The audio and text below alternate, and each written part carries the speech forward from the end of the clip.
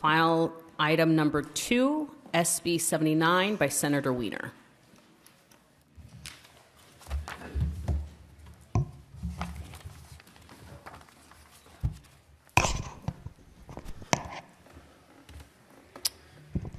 Thank you very much, Madam Chair and colleagues. I'm here today to present Senate Bill 79, which will authorize more housing near our highest quality, highest capacity public transportation stops. It's been a long time since I presented in this very noisy room. I'm here today to present SB 79, which will authorize more housing near our highest quality public transportation stops, high-frequency rail, light rail, bus rapid transit, and ferries. Colleagues, we talk a lot about where we don't want to build new housing, and we need to talk more about where we do want to build more housing. And if we're not going to build a lot of housing near our very best public transportation, where on earth should we be building it? With all of the negativity about this bill in the analysis and by opposition, I hope we can take a breath and look at the big picture. We should absolutely be focusing a lot more housing around our very best public transportation. That's how we build more homes in walkable communities and reduce transportation-related emissions. It's how we build in some of the most high-resourced areas of the state, including in my own city, and that's how we give people more access to transit. That's how we build housing of all kinds, including both market rate and below market rate. It's how we reduce congestion. Although we have made progress around transit-oriented development, the reality is that many high-quality transit stops in California continue to restrict or entirely ban multifamily housing in surrounding areas. It's true in San Francisco. It's true in other parts of the state. It's completely unsustainable. It limits who can access transit, and it harms our transit systems by effectively capping ridership. California should catch up to some of the states that have required more transit-oriented development near high-quality transit, including Utah, Colorado, and Massachusetts. To accomplish this, SB 79 sets standards in areas close to our best transit, and it depends on how high quality the transit is and how close to the transit station it is. Cities also have the ability to submit an alternative plan that produces the same amount of housing, but does so in a way that works for that community. This is absolutely a form of local control. Contrary to the arguments in both the analysis and opposition, which I'll discuss in a bit, SB 79 does not in any way undermine the creation of below market rate affordable housing. That is simply made up. It's quite to the contrary, because land that is currently zoned low density is inherently off limits to affordable housing. That's the status quo. By upzoning these areas, SB 79 makes it actually possible to build affordable housing on this land. This is a pro-affordable housing bill. Nor will SB 79 fuel displacement. It contains specific anti-displacement protections borrowed from SB 330. In addition, because these parcels will be eligible for SB 423, the anti-displacement provisions in that law will apply. SB 79 also helps to deal with a very real issue in California, which is that we do not adequately fund our public transit systems or give them the tools to sustain themselves and succeed, and as a result, many are struggling. We know that transit systems around the world that are cheap to ride and reliable and clean and efficient, in addition to getting tax dollars, they are frequently allowed to control land use around them. And so we give them a limited version of that in this bill to be able to sustain themselves.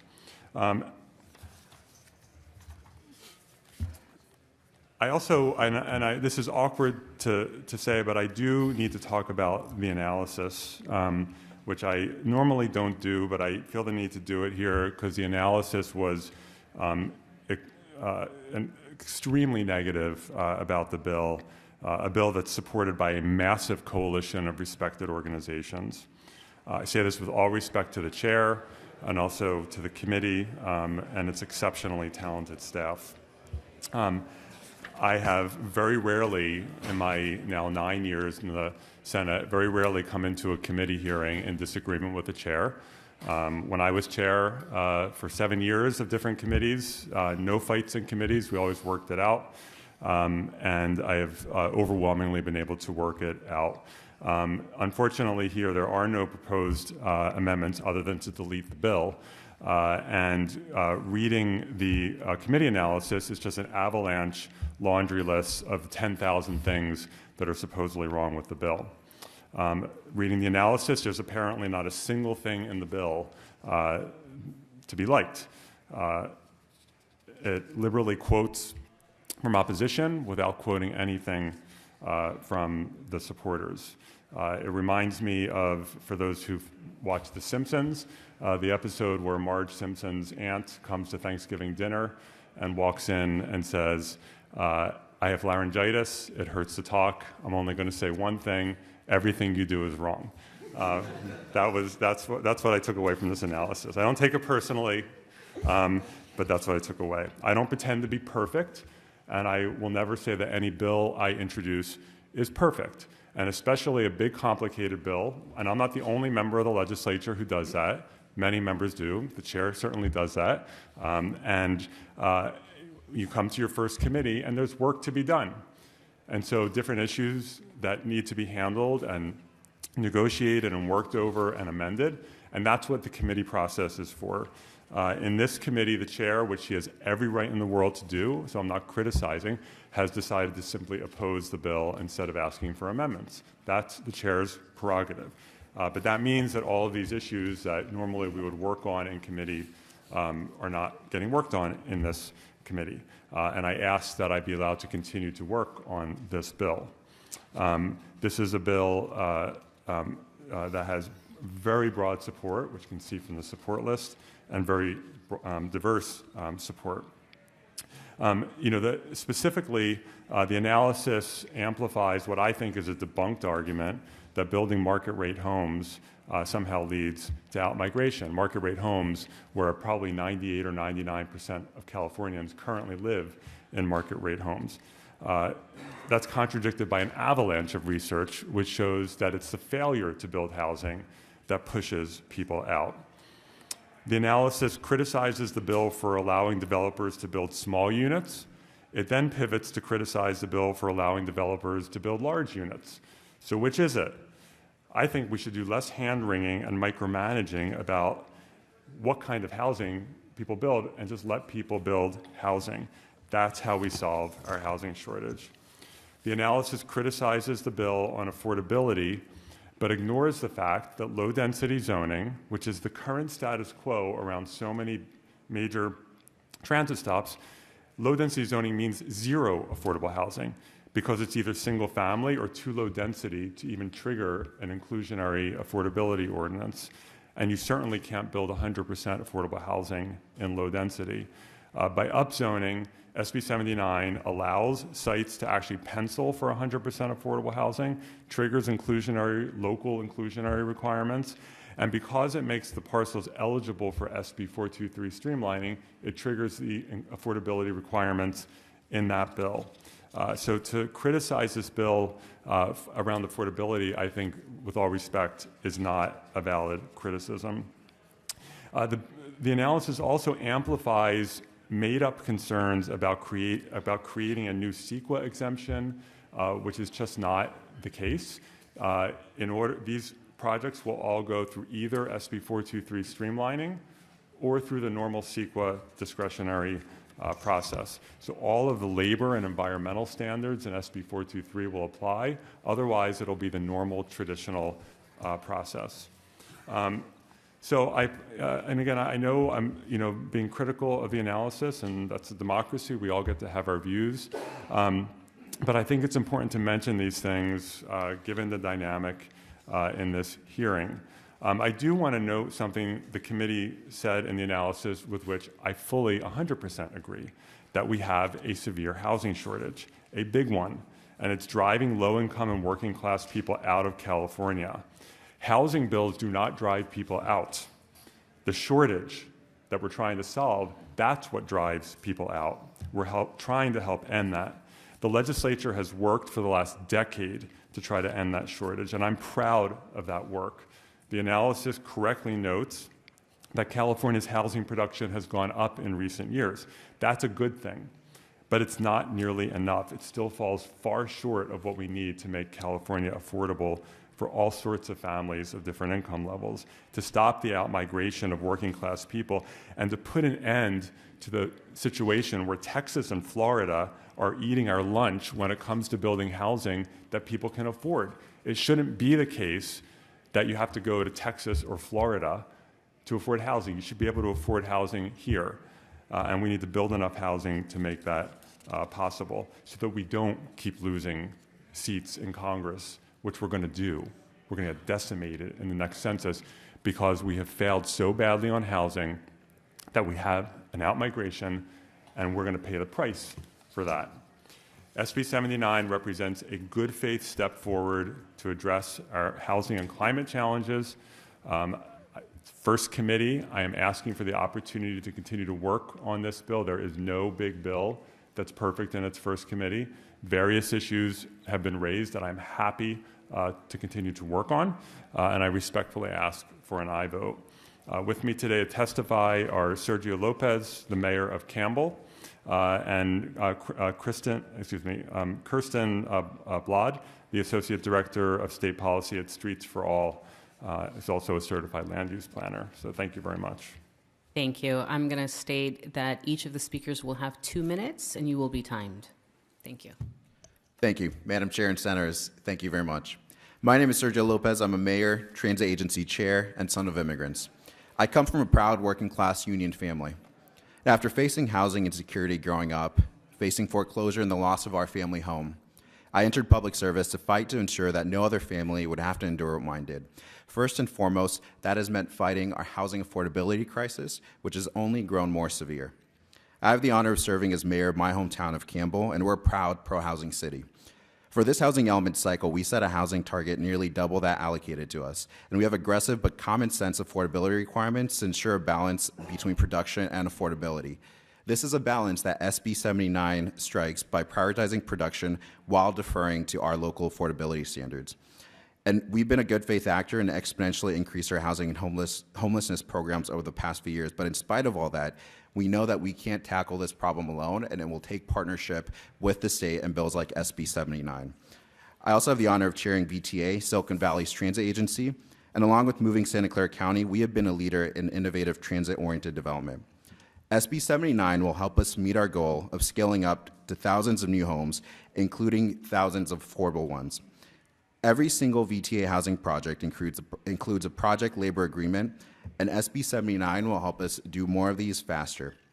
Transit agencies like ours can show what's possible in housing, jobs, and mobility are planned together. And as someone who's working at the ground level to deliver results for our residents, I also see the limits of what local leadership can achieve on its own. The problem is bigger than any one city, and the cities that are stepping up, like mine, shoulder too much of the burden while some of our neighbors avoid responsibility. But the housing shortage crosses city, county, and regional lines. And that's why we need courageous leaders at every level of government to step up to the task of solving our housing crisis. And we know what the solution is: more housing. SB 79 gives us important tools to meet demand without waiting on cities that refuse to act. And importantly, it avoids the trap of overly prescriptive standards. Thank you. I respectfully urge an aye vote. Thank you. You have 2 minutes. My name is Kirsten Blad, and I'm the Associate Director of State Policy for Streets for All. Streets for All is co-sponsoring SB 79 because we believe it is not just a housing bill, but actually one of the most important transportation and climate bills of the year. Because the failure of our cities to build enough housing is devastating our transit systems. Thousands of Californians are being priced out of urban centers and forced to move to places that are more affordable, but where transit is scarce or non-existent. Nowhere is this clearer than in LA, where I live, and where Victorville, a town in the Mojave Desert, now has more residents than Pasadena. Pasadena, a city with 6 LA Metro rail stations, is actually losing population, while Victorville, where the only rail service is a single Amtrak train per day, is one of the fastest growing cities in the state. When we push people from transit-rich cities to the suburbs and rural towns, we increase congestion and emissions in those areas and pave over prime farmland. In fact, we're on track to lose 13,000 agricultural jobs by 2040, and it's not because of Trump's tariffs. It's because rural areas are bearing the brunt of housing demand. Every time someone who wants to live in our cities near transit is priced out, we are failing that person, we are failing the climate, and we are failing our transit systems, who struggle to grow ridership while our transit stations are still surrounded by parking lots, strip malls, and expensive one-story homes. When LA's Purple Line extension opens later this year, the cost to ride it will not just be the $1.75 fare. It'll be $3 million, because that's the average sale price of a home within walking distance of the new Wilshire-La Brea station. And if you're a renter of any income level, then you're shut out of the area almost entirely. By mandating low-density sprawl around transit stations, cities have capped how many people are even able to live near a station, let alone afford to. Streets for All believes that anyone who wants to live in our cities near transit should be able to do so, and SB 79 will make that possible. Thank you. I urge your aye vote. Thank you. It was right at time, too, so appreciate that. Could we get lead opposition witnesses to come forward?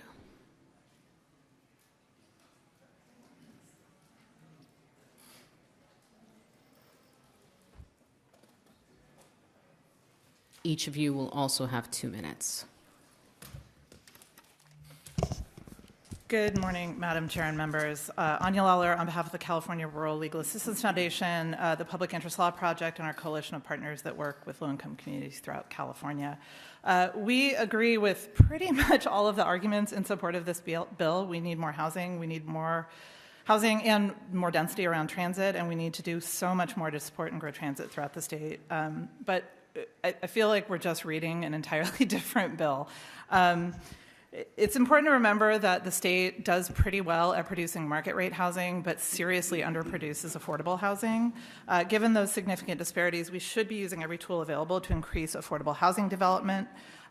We read this bill as not requiring affordability and sort of taking away any incentive that a developer would have to actually use things like density bonus law or SB 35, which would trigger an affordability requirement, which means we're probably just going to get 100% market rate projects.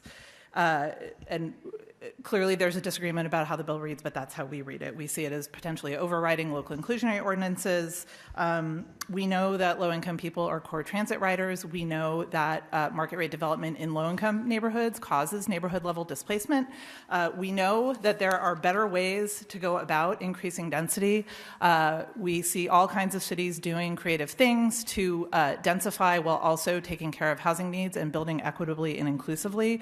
We think we should embrace those things, and we see SB 79 as simply too blunt of an instrument to produce the kinds of outcomes that we want to see in our communities to address the housing crisis for all. And for those reasons, we respectfully ask for a no vote. Thank you, Madam Chair. Members of the committee, Jeremy Smith here on behalf of the State Building and Construction Trades Council, also opposed to the bill. I'll truncate my statement a bit. Anya did a good job of touching the housing space of this, but I'll say a couple things. First, by exempting projects from CEQA, SB 79 risks public health and safety by not considering infrastructure capacity.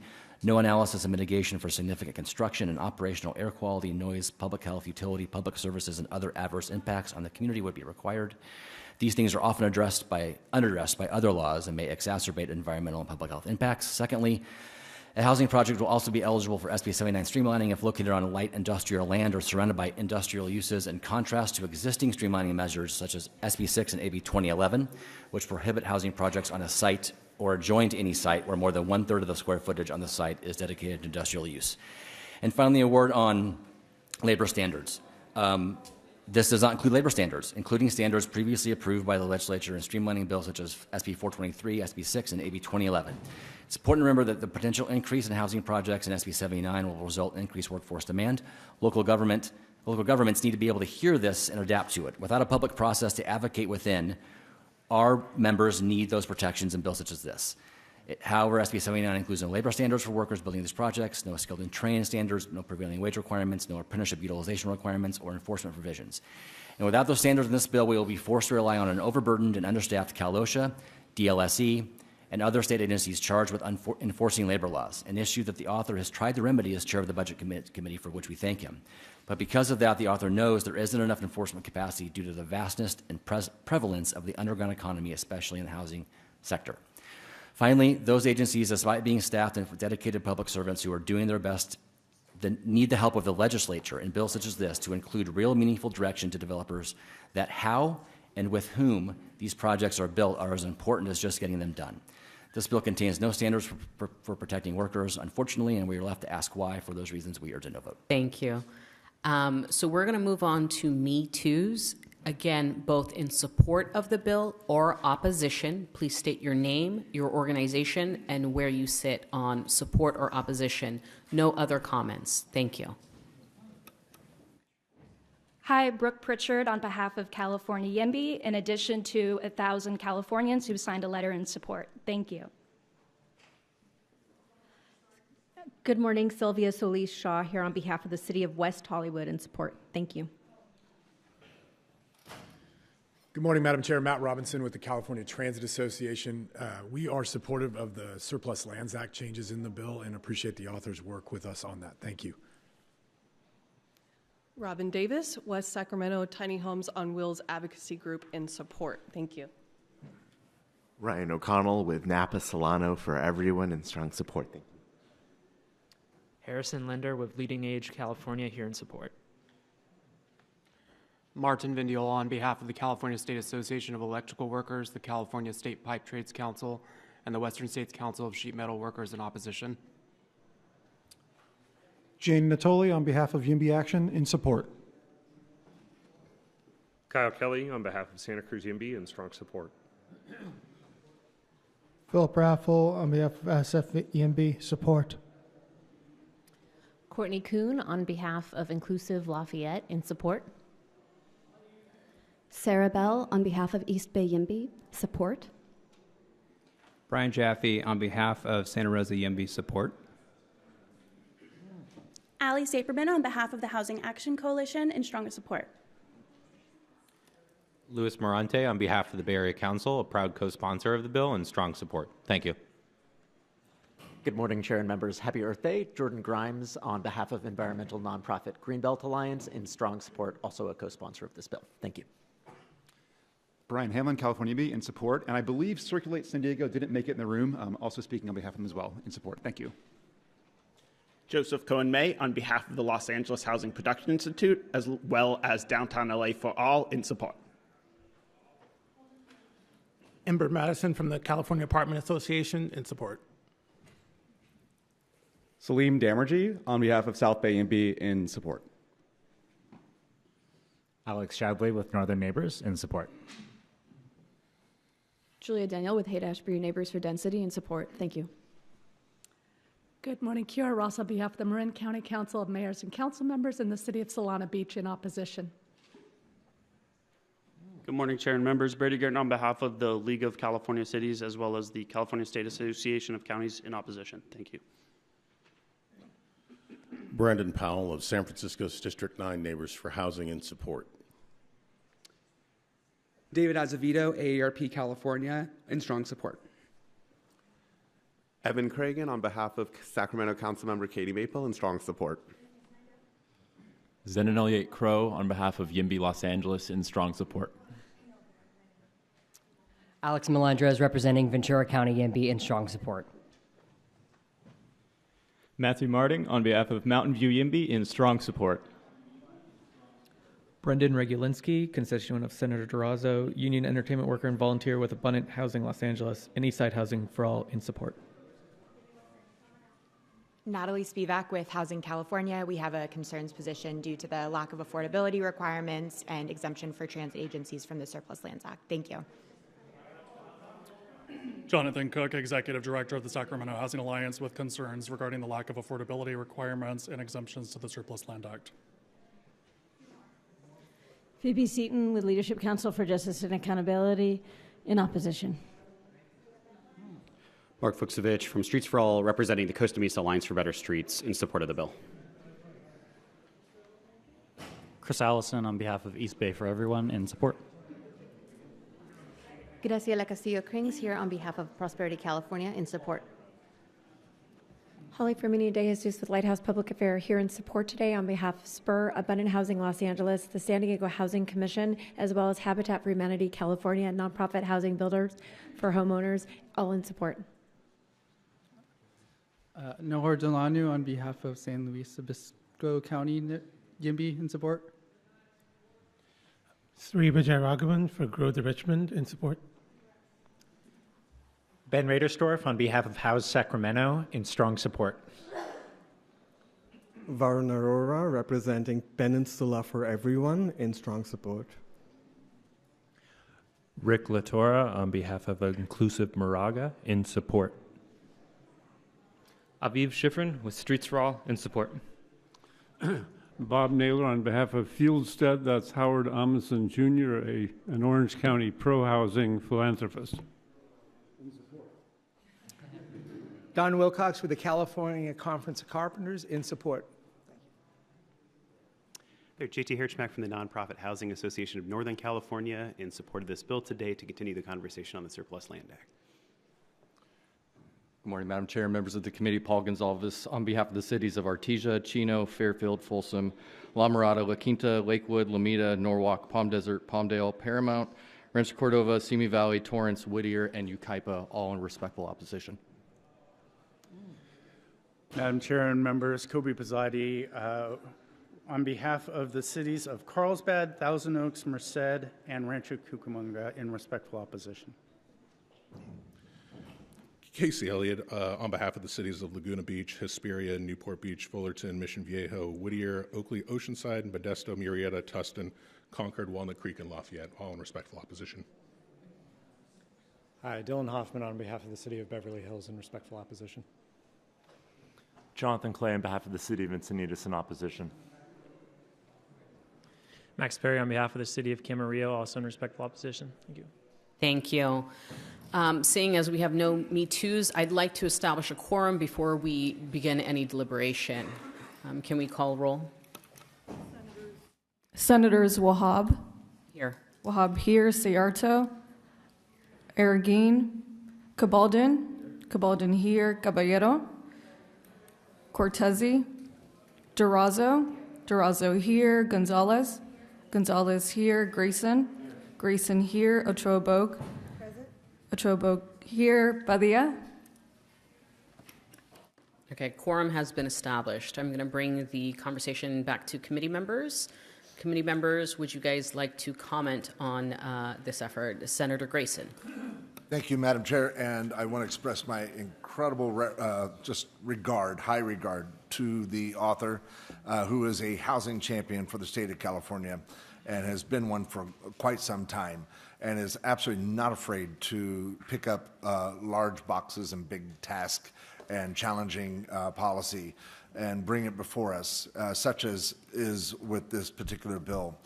I see, when I read through the bill and I see the structure of it, I see where this absolutely fits in perfect as a piece of a puzzle to many communities, especially within the heart of the Bay Area, especially in San Francisco and some of the larger cities.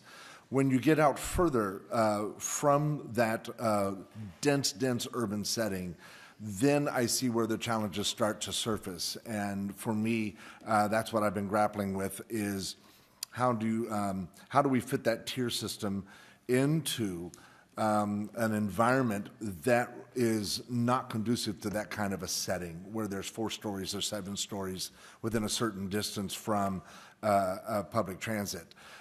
In some of these communities, they've literally built a life or a product or a way of living that is a different type of setting than one who would wish to live on the 23rd floor of a high-rise right in the heart of San Francisco. And so it's a lifestyle choice of having a lawn and having a single-family home and wanting to live in that kind of environment, and they've chose to go out and live there, in some cases, not there not has been a choice. They've been pushed out there to live in a rental situation. So with that, for me, I see some great benefits if this was limited to an environment that was conducive to the tier system that is in this bill. However, I do see the huge challenges for me in my district where it gets out into a place where that type of setting is not, or the policy is not conducive to the setting that is out there. Having said that, again, I want to compliment the author on any endeavor that he has embarked on, as well as this legislature, to be able to tackle this almost magnanimous, impossible task of addressing our housing crisis. Thank you. We have Senator Gonzalez. Thank you, Madam Chair. And I just want to also thank the author. I know this isn't ever easy. I know where the chair stands here, so I want to be as respectful of this process as possible. But I do support this bill because I do see the opportunity. In my district alone, I've got the Southeast LA Gateway that is about 15 to 16 miles that will go from the city of Artesia to LA Union Station. This is the first time that these folks in Southeast LA, which is most oftentimes a neglected part of our county, get not only a light rail line, but have the opportunity to see a vision for new commercial, new residential, mixed-use properties that could really just create so much vibrancy along the line. This is because a lot of the work that the state has done. The Southeast line just received TIRCIP funding of about $250 million, which was great. We still need another billion or so of dollars. We're still looking for that. But nonetheless, this provides an opportunity for us to envision this area. I know that the cities of Paramount and the city of Lakewood have opposed this bill, which are in my district. But I will say the city of Paramount has created a Clearwater specific plan that actually does exactly what SB 79 is entailing. It's a whole plan that creates more density along the transit line. And this is exactly what it creates. It's just that, this is not City of Paramount's bill. It's a state bill, and I understand that, the local control aspect.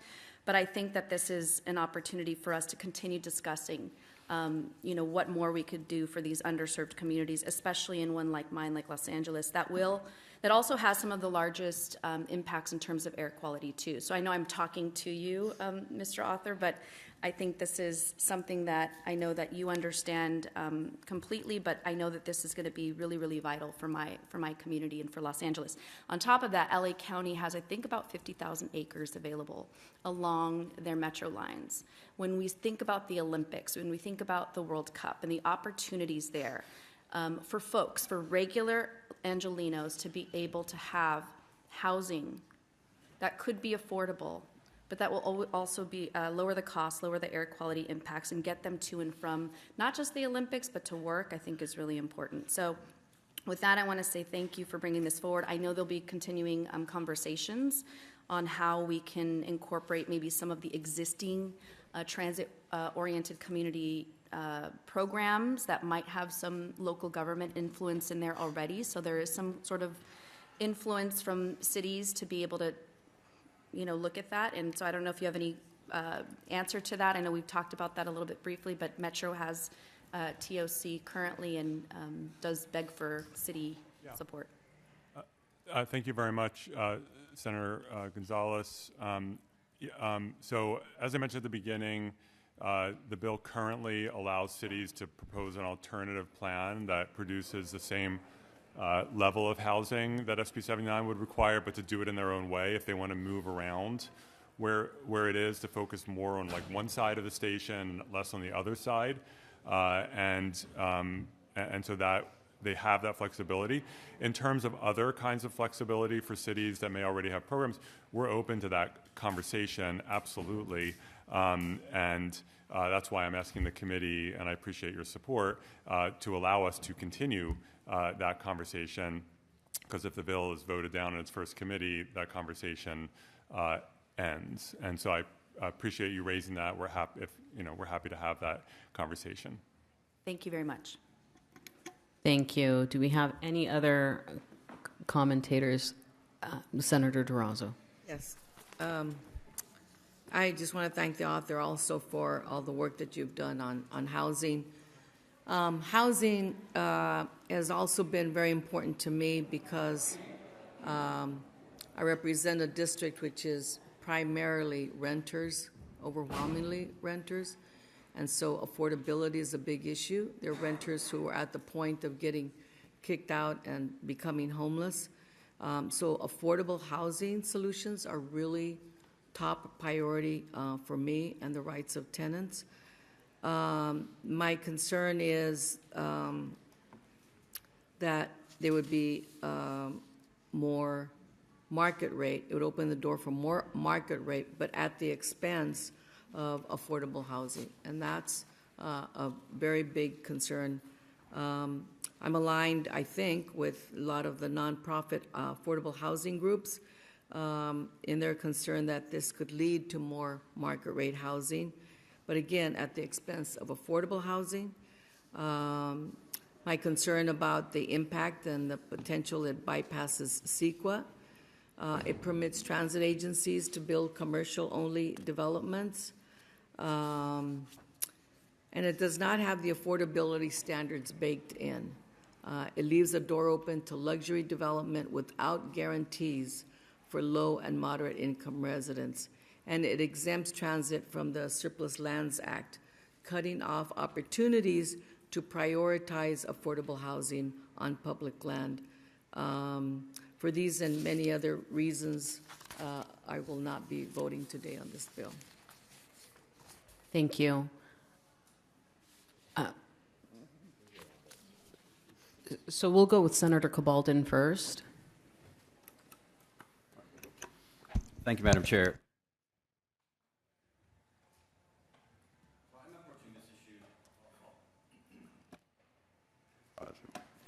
I'm approaching this also from the perspective of somebody whose most recent experience was as a mayor and as a transit agency chair, although not in the core of either LA or the Bay Area.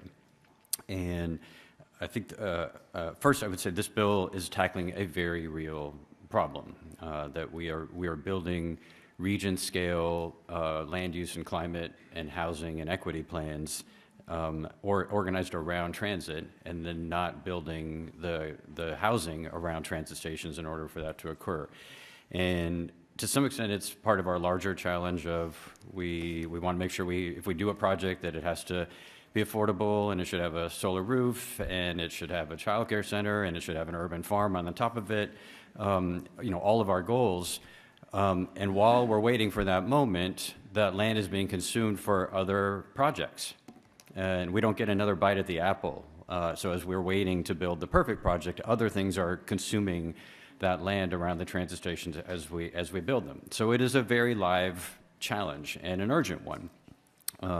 And so I absolutely get the purpose and the approach of the bill here and this larger view, because it is a regional and state priority that the local governments share to advance transit-oriented development and the significant benefits for mobility, for access to jobs, for social equity that these provide, that there is a key role for the state to engage in.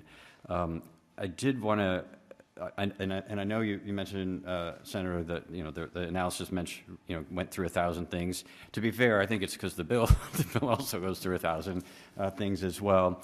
So I wanted to go through a couple of these because I will say I'm approaching this from someone that's a different part of California, not radically different. I do represent 4 of the Bay Area's counties, but as I read the bill, it applies in my own district to just a few areas. Those that are served by the Capitol Corridor rail service, by the SMART light rail line in Sonoma and Marin, and potentially by the Vallejo Ferry, and that's it. So it isn't a broad scale coverage of my district. But at the same time, there's a reason for that, and that is that we have not found a way, and there is no plan, real or possible, for future frequent rail service in suburban, exurban, mostly urban places like Vallejo, Fairfield, Vacaville, Davis, my own city, maybe the closest, Woodland, others. We don't have a strategy for getting there.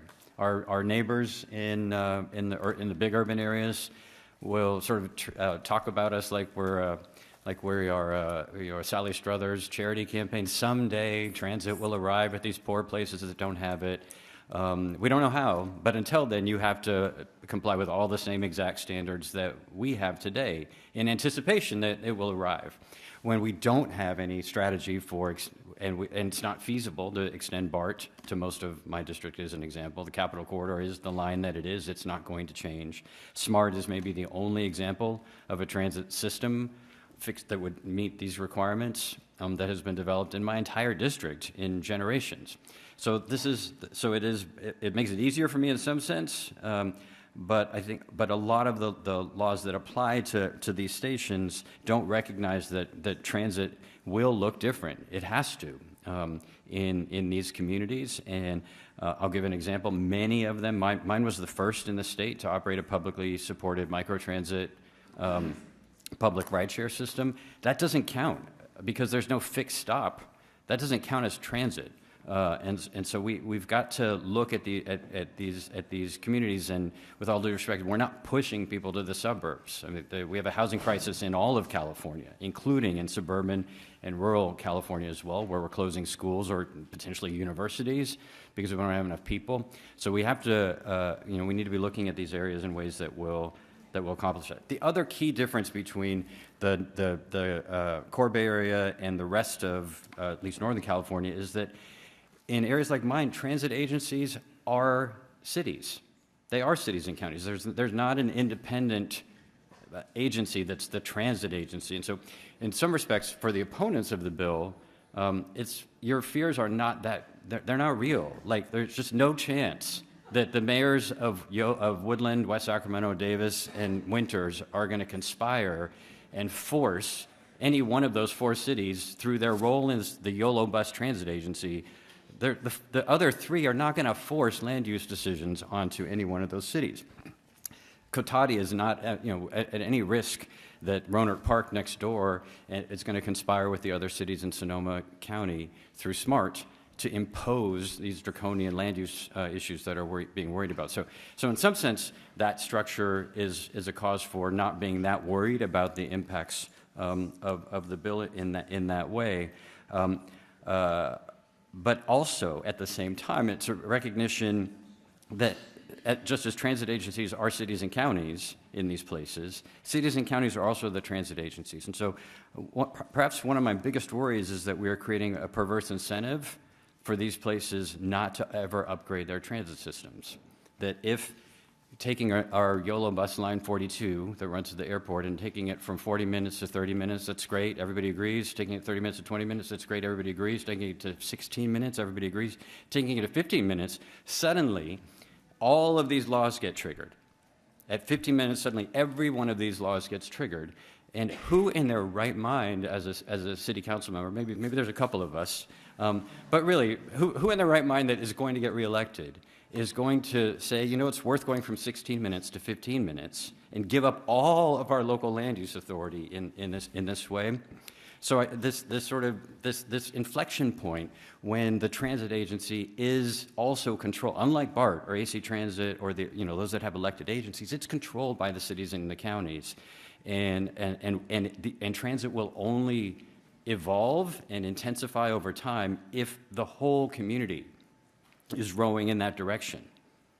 No transit agency has ever emerged like Aphrodite out of the sea foam. It takes everyone contributing to that, and a mandate from the state can only take it so far. So that's sort of one sort of overarching challenge for me is wanting to make sure that we're not creating incentives, strong disincentives for local agencies in areas that don't have independent transit agencies to use their control of the transit agencies to keep them down in order to not trigger provisions like this.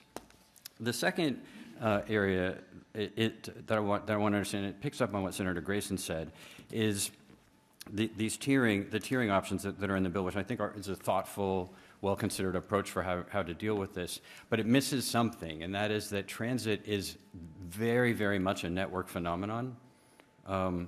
the density and the interconnectivity of the transit network is what makes it successful or not. So a Tier 3 transit service, something less than light rail, is a radically different animal in a place where it exists all by itself. For example, the SMART train in Sonoma, compared to a Tier 3 service that connects to a Tier 2 line and potentially through the Tier 2 line to a Tier 1 line. What your mobility envelope looks like, what your possibility frontier looks like, is radically different. If you can take every 40-minute bus or every 15-minute one, but that's Tier 3, and you can connect to AC Transit or to Muni and then get on BART, that is a radically different transit power than getting on in Davis onto Unitrans, onto the bus service. That's the only trip that you can take, right? And so just going the way that the tiers are operated, it treats Tier 3 as though it's just a slightly less version of Tier 2, which is a slightly less version of Tier 1. So there's no recognition of the network effect. And so to me, that presents a real challenge, because when you have a Tier 3 major transit stop that is embedded in Tier 1 and Tier 2 networks, you should be driving to exactly these standards. But it isn't as clear to me that an isolated Tier 3 system in a suburban or a rural area all by itself should trigger something, but should it trigger the same exact thing as a Tier 3 line that connects to BART Muni or to LA Metro? So those are some of the larger questions I have about the bill, and you're welcome to respond either directly or in the close. Some specific things I wanted to raise, and I warned you I had a bunch of questions on this, but some specific factors I want to raise, and I know we will also, if the bill moves forward, we'll also hear it in local government, is, and we're doing this a lot, and we have a lot of shot clocks for local governments, and where there's a shot clock for the local government to do something, send it to HCD, and then there's a shot clock after HCD sends it back. There's no shot clock for HCD itself. And what's good for Peter is good for Paul here. And when you're trying at the local level to process these issues, or if you're a development project or transit agency, HCD can be a substantial time barrier. And so as we mandate local governments to do this in 15 minutes or this in 60 days, we should have some accountability for the state to do its part if time is really money and time is of the essence. And so I'm going to encourage you to think about a symmetry of the shot clocks. Second, curious about the language in the bill about the permanent operating easement for transit agencies being one of the triggers for objective standards. My worry here is that the way the language is constructed right now does not connect the permanent operating easements directly to the line or to the plan. It's simply any permanent operating easement, which creates the potential for developers to offer permanent operating easements for lines that do not exist and are not planned in order to qualify for the benefits of this bill. So the concept I agree with, but I want to be sure that that is tight, and it's not, because it's essentially free to the developer to give, especially when there's not a line that it's not connecting to an existing or relatively soon planned line. And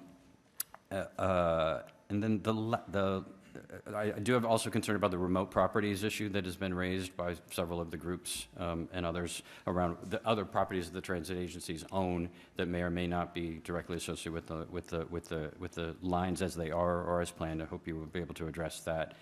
And then I guess the last thing I'll say, and it will apply not just to this bill, but to a lot of this work, and we've talked about this extensively, is we're very focused here on punishing the wicked and making sure the wicked don't do bad things, and that is an essential role for state government to do. And by the wicked, I think we almost always are referring to local governments. Who are either evil or too stupid to do the right thing. That's not my view of the world, that they are just as evil or stupid as state government or anyone else in society. There is a mix. And so I believe very much that we ought to have policies that punish the wicked. but that we also need to have policies that unleash the super talented, the ones that are getting the job done, and the ones that are better than average, the ones that are better than an analyst in HCD might come up with, that are really on that edge. And I'm looking at the city we're in right now. Do they get every single thing right? No. Do they take really hard risks to make progressive policies around housing production? Yes. Berkeley is another. My city's another. There's a lot of cities that are doing as well or better than we would in their shoes. And this is an example of one of those areas where we treat them all the same. And so where when Huntington Beach or Atherton or a city that's not developing the proper amount of transit-oriented development, when they commit a crime, the ankle bracelet goes on everyone.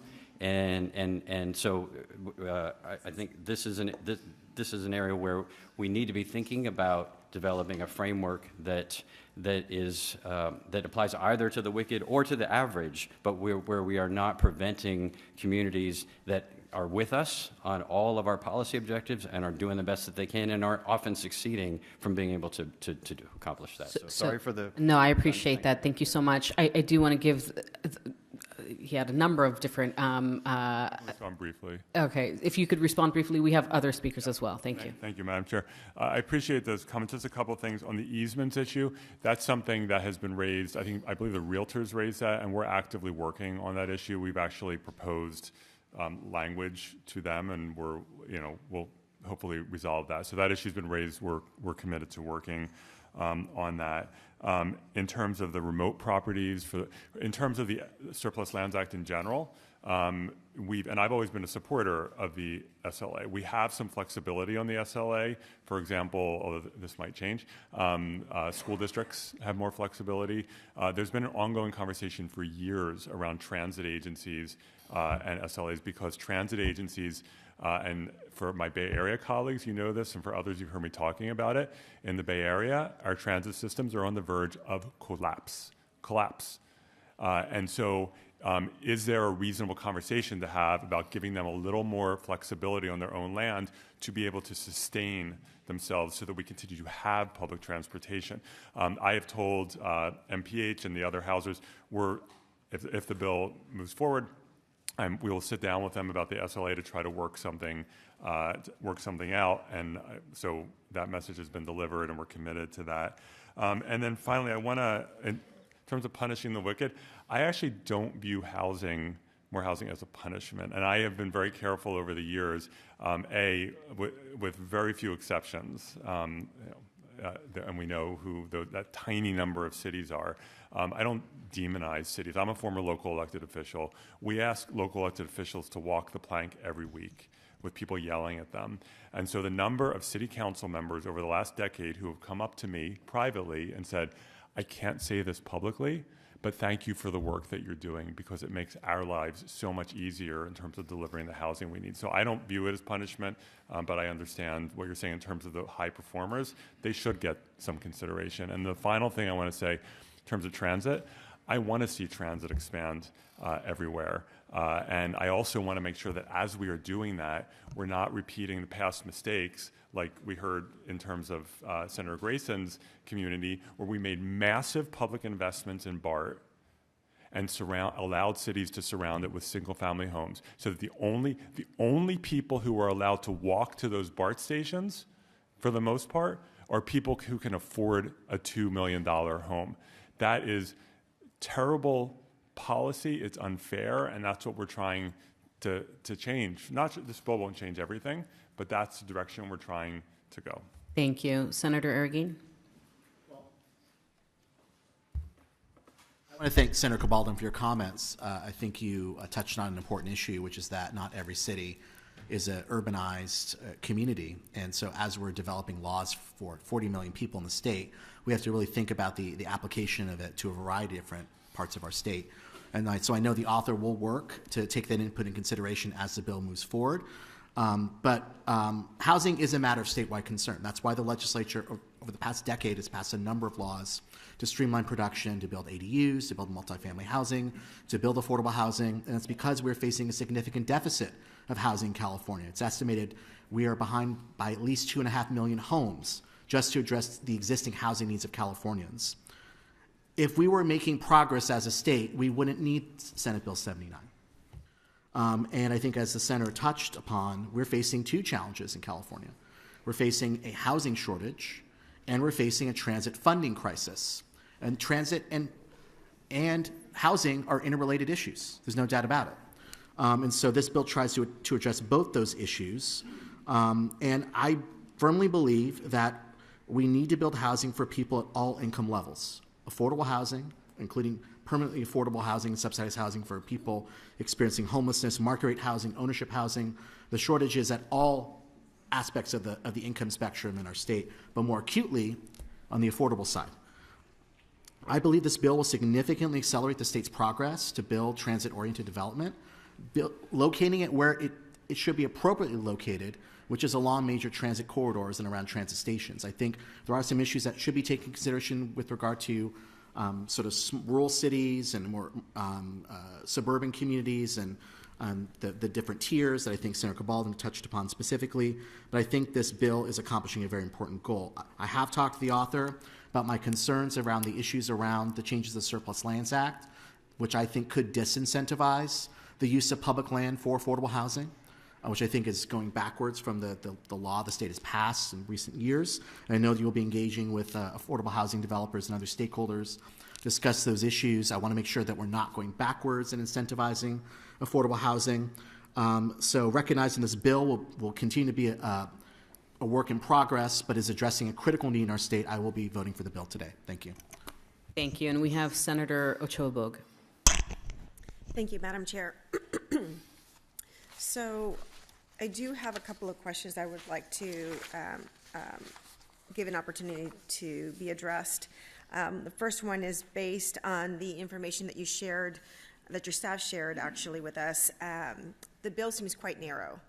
And as you have a comprehensive list of the transit stations that fall within the tiered structure, this bill does not affect the vast majority of land within a given city.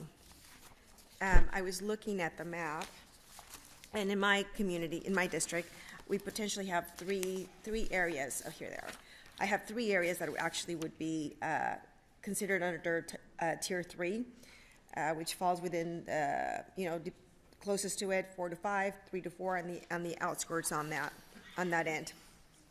Would it be appropriate to say that a certain level of local control is still guaranteed to cities and counties going forward, since they retain the oversight of transit development and therefore could consider the sustainability of high-density housing when evaluating the future site of the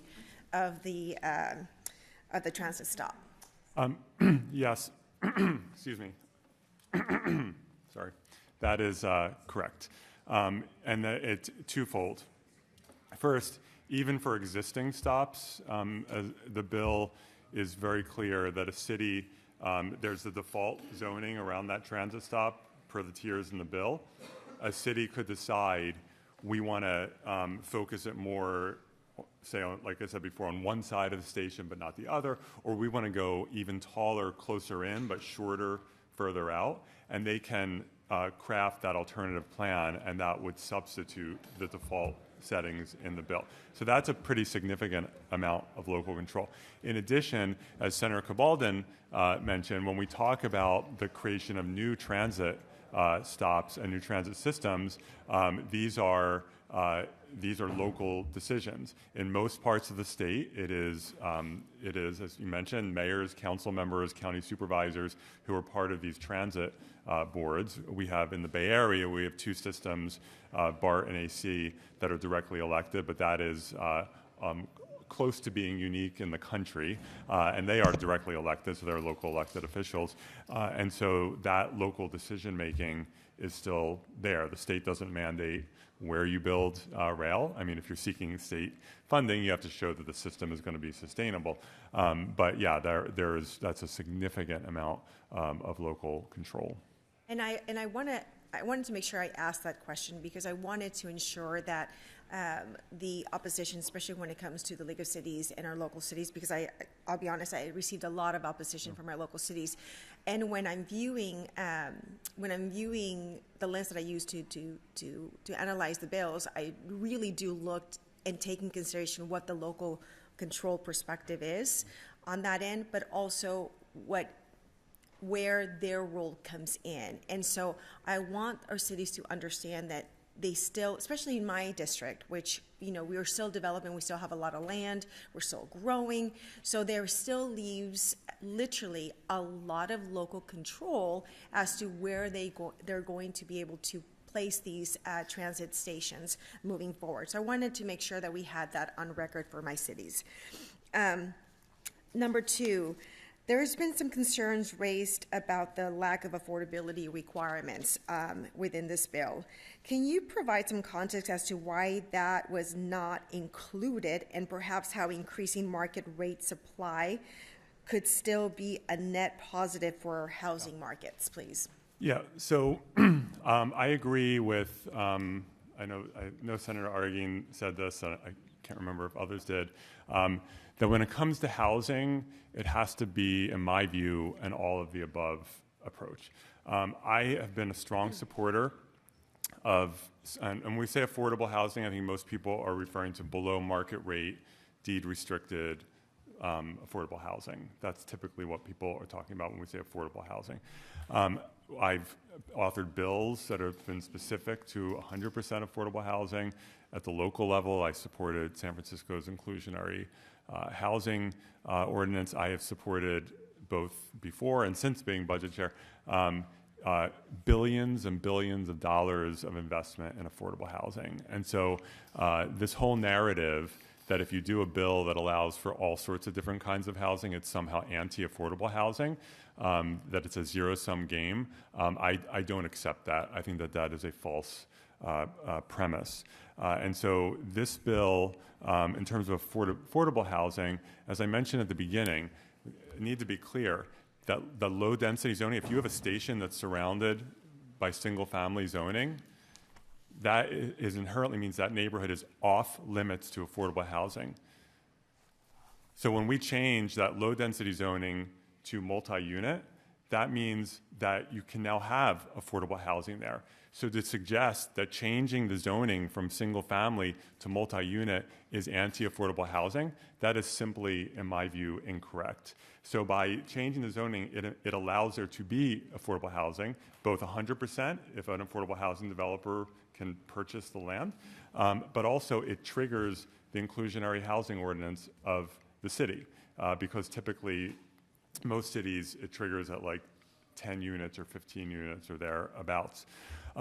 In addition, like I said, all of the above. So we want that affordable housing, but market rate housing, the vast majority of Californians live in market rate housing. 90% of low-income Californians live in market rate housing. Market rate housing, it gets tarred as luxury housing. Market rate housing is privately built housing. The 1965 condo that I live in, which is a very modest condo, and I don't live in the nicest place in the world. When it was built in 1965, I bet you it was really like, wow, this is like luxurious. It's all sparkling and new. It's not now, and it's still market rate housing. And all housing is expensive because we don't build enough of it. And we know from study after study that places that build a lot of new housing, that helps stabilize the price. So we don't have explosive costs that are pushing people out. So we need both. The market rate housing, we're not going to solve this without market rate housing. And we're also not going to solve it without having subsidies, particularly for our lowest income residents, because the market is not serving them. So I believe we need both, and I think this bill delivers both. When addressing market rate housing, I also want to talk from a perspective of a realtor. If we're talking about market rate housing, if we're purchasing that particular, it also leaves, if those folks were, say, leasing a property, it leaves that vacancy now available for other people to be able to rent that particular unit. I'm with you. I believe in just construction. Let's just build. And one of the concerns that I've had, so much so, in this is my 5th year here in the Senate, is the fact that based on regulation, we've inhibited growth, right? Development in the state of California. Adding additional costs, waiting for that perfect moment, adding, the solar panels, or adding just every single component. It has made the building so unaffordable in the state of California that we're not building it. Hence, we don't have enough housing, hence the cost of the cost of housing in California. So I believe in just building and streamlining the process as much as possible and literally leaving the free market. So I'm grateful that this allows for housing to be built, period. Because when somebody purchases a house, and if they're leasing a property before that, that is now leaves it for our newly young folks like my children, my young adult children, who are now going to be, leasing those properties. My third question, when it comes to the Surplus Land Act component and allowing transit agencies to use their own land for commercial or residential development, can you provide any examples of privately owned commercial or residential developments surrounding a transit stop that have shown success with increasing ridership? Sure, and I don't know if perhaps, there are examples in various parts of the state, and I don't know, do you want to? Okay. You can do your research and then... No, I think we can answer it, but she can answer it probably more articulately than I can. Yeah, so typically it's not 100% commercial, but for instance, LA Metro has built several mixed-use properties that they have commercial on the bottom. Yeah, so one I can think of is in Boyle Heights pretty recently. And previously there was just, I think, like a vacant lot there. So, yeah. But has there been an increase in ridership? Do we have any data that shows that increased ridership has occurred? So unfortunately, this was built when the line next to it was temporarily closed. So the line just started running again. So we don't have data for that yet. But I think.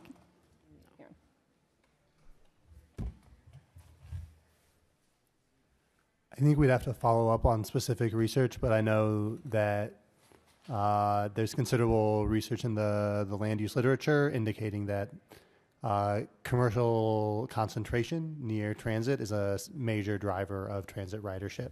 So I'd be happy to follow up with some of the studies. I was just going to say that there's so many examples in other countries where the transit agencies own the commercial development, and it's a huge driver of ridership. Yeah, I will also just say there are parts in San Francisco, like for example, if anyone's familiar with the Stonestown Mall area in San Francisco, we have a Muni line that goes right by there, a light rail line, and that it's one of the highest, most intensely used stations around, because people are able to actually get off and go to the mall. They can also get off and go to San Francisco State to their dorms, and so it's just heavily used as a result. Thank you. My fourth question is, regarding the land that is leased or not owned by the transit agency, can you address the concern that this bill could potentially permit a transit agency to dispose of the land it does not own for redevelopment? Is there any language in the bill that clarifies if those lands could be treated as surplus land, essentially creating a taking of private property without due process for the property owner? So that is I think the issue that I was having the colloquy with Senator Cabaldon about, that the realtors have raised, and we're committed to resolving that. We've given them language that we think resolves the issue. It's not our intention to do what you just indicated. So they've raised that issue recently. We've submitted language to them, and we're committed to working that out. I don't think we have a disagreement with them on it. Okay. Okay. So other than, I think those address my questions and concerns. As I said, I with the utmost respect to my chair for housing, I served as your vice chair in housing when you were chair. We have a lot of conversations with regards to the concerns of the ability to build in California and build, making housing more affordable in the state of California, which means building in California. We focus a lot on legislation that makes affordable housing rather than focusing on how do we make it so that it's actually affordable to build. And the biggest problems that we're facing right now is that development is not penciling out financially because of everything that the state, both state and local control imposes on that particular development. And it just, when you're working the numbers out, and then we wonder why, the average cost or the median cost in California is $800,000, over $800,000 in their state. That's because of regulation. That's because we're imposing all of these requirements on the development, and then it doesn't pencil out, and then we wonder why. And then we try to subsidize that construction with taxpayer money and saying this is what we're going to do. I'm going to support this bill. I have a lot of opposition on this bill. I want folks to know that. A lot of my cities are opposing this particular bill, but I'm very, very diligent in analyzing the reasons for their concerns in opposing this bill. And I believe that we could actually, especially in my district, I think we can work towards addressing some of those discussions, which is why I asked the specific questions in here as far as local control. But I'm going to support this bill today because I have worked with you. I know that you will continuously work to address the concerns. And if there's one senator in the past 4 years that I've worked with that actually listens, at least to me, the small Republican, one of 10 Republicans in the state, in the legislature, in the Senate, that listens and actually takes my considerations that my community members, my district brings to me and puts it forward to you as far as you've always, pretty much, I think every time I brought it forward, I wouldn't say always because that's probably, people are going to question that, but usually you have always been considerate as an author to a bill to take those considerations. So with that commitment, I'm going to continue to address the concerns that my community members have, my stakeholders, and in good faith and in goodwill, I'm going to support the bill today so that, hopefully it will look better for my community members who are actually opposing the bill. And this is what governance looks like. And I really want to make an effort on making sure that people understand that this is what governance works. I don't politicize issues. I really want to work on governance. I ran that on the first time I came to the Senate. I just got reelected at 4 years, and I want to continue that commitment of working on good governance for our state and for California. So it's philosophical. It's really want to focus on governance on this issue, and I know your heart when it comes to housing and wanting to actually increase housing, and that's why I try to facilitate the conversations as to what the concerns are, what the true concerns are, and what the actual bill is going to do that. So with the utmost respect to my chair, I'm going to support the bill today and continue to work and retain the right to change my vote at the very end, depending on what the final language looks like. Thank you. We do have members. I do just want to tell the public we have members in other committees, members that are chairing other committees. Many of us have to present in other committees. I believe both of us have to eventually leave. I just wanted to highlight this. I deeply respect the partnership that I've had with Senator Wiener as the author on a wide variety of issues that we've worked on in the past years. I will say that, I do believe in building more. I think that was a very common theme. We know that we have a housing supply issue. We also know that we also have deep concerns regarding affordability and some of the other concerns that largely, the public, needs to kind of see some of the details of this particular bill. So we must build housing for all income levels, and I have been consistent in that position regarding affordable housing and housing development. In my opinion, must include on-site affordable units, and the reason for that is that largely a lot of developers and a lot of cities will not necessarily require that on their own, and that is one of the concerns I have with this bill. And obviously, bypassing affordable units perpetuates socioeconomic segregation which is a de facto racial segregation given who is impacted by poverty in this state, let alone in this country. I do believe that, I want to commit to working with the author on these issues. I specifically am very concerned about giving these massive benefits to developers with no incentive to prioritize affordability or have cities in particular be able to weigh in on some of the issues that affect their communities. It is actually not clear what local control City Council has with this. I also want to say that zoning, many people talk about zoning. This bill is a little bit more complicated, and the analysis, I think, speaks to that because this applies not only to single-family zoning, but commercial and light industrial, and therefore it does limit some of the input that a local city can have. I am deeply, deeply concerned overall with the fact that, affordability is the priority for me, and I've said that a number of times. I've been very clear regarding that. I also want to protect vulnerable communities, protect housing that is already there, that is already affordable by right, and much more.